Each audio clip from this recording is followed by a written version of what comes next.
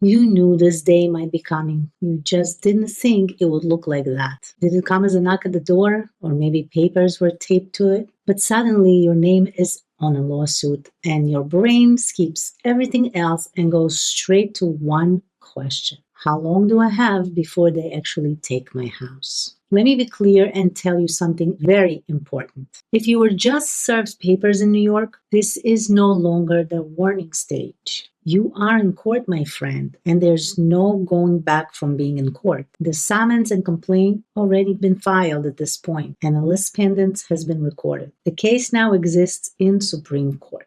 Before this happened, you were behind on payments. Now you're in litigation, and litigation is all about deadlines. If you were personally served foreclosure papers, you typically have 20 days to file an answer, not 20 days until auction, 20 days to respond to the lawsuit. And those 20 days matter more than the 18 months you may have read about online. Because once that deadline passes, the outcome splits. You either respond or you don't. And if you don't respond, the lender can and will move forward into default. That means that they ask the court to proceed without your participation. In the state of New York, that usually leads to something called an order of reference. What that means is a referee is appointed to calculate the total amount owed. And that calculation includes everything. The principal that's occurred, interest, late charges, attorney fees, and the court costs. Because guess what? They are not paying for anything. You are.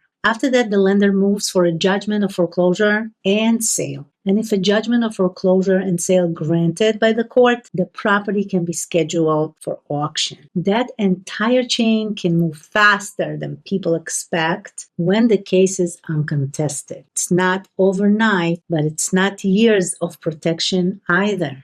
Now, let's say that you do respond, and you absolutely should respond. If the property is owner occupied, the case is typically sent to a mandatory settlement conference. This is where people assume the process slows down permanently, but it doesn't. It just pauses for a review. A review of modification, a review of loss mitigation, a review of document submissions. That phase can stretch the timeline. Yes, it can, for like 6 months or 12 months, sometimes even longer, depending on the county you're in. But it's conditional. If documents aren't submitted properly and if deadlines are missed, if conferences are marked unsuccessful, the case returns to the litigation track. And when it returns, it doesn't reset. It actually resumes. And that's why foreclosure in New York feels very slow until it doesn't. You go through a long pause, then motion. A long pause, then judgment. And the pauses create a sense of false comfort. And you begin falsely think that nothing is happening at all, that interest is compounding and occurring every month. And when the referee calculates what's owed, it reflects all of it. So when you ask yourself, how long does a foreclosure take after being served papers? The real question is, how long can you afford to let this sit? Because time stretches the case, but it also stretches the balance, and that affects equity. And equity affects your options. Vacant properties, for example, they're often looked at differently and often they move faster. Unanswered cases move faster. And some counties have heavier backlogs than others, but some judges push cases more aggressively once conference ends. So the timeline isn't just about months, it's actually about posture.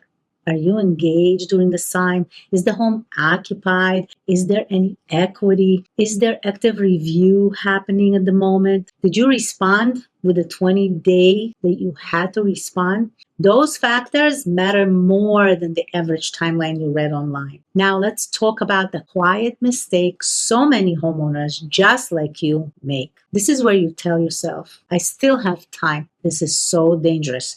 You're overwhelmed. I get it. You're tired. I get it. You don't feel ready. I get that. So you let the papers just sit there. But when there's a lawsuit, silence is not neutral or it's not delays. It's actually an unspoken permission. And once you stop responding, case just becomes procedural. No back and forth, no negotiations, just paperwork moving forward. The orders get signed, deadlines pass, and by the time it feels urgent to you, it may already feel routine to the court. That doesn't mean that you've lost. It just means that the leverage window and all of the possibilities you could have utilized to your advantage is smaller than you think. So how long does foreclosure take after being served papers in New York? Long enough to fix it, and also long enough to make it worse, because the court moves in steps. If you respond, you stay in the process. But if you don't, the process will move anyway. And once a judgment of foreclosure and sale is signed, wow, you're no longer deciding what happens next. All you can do is react to it. And being served isn't the end. It's the point where everything becomes official. From here on out, every move that you make or don't make matters, including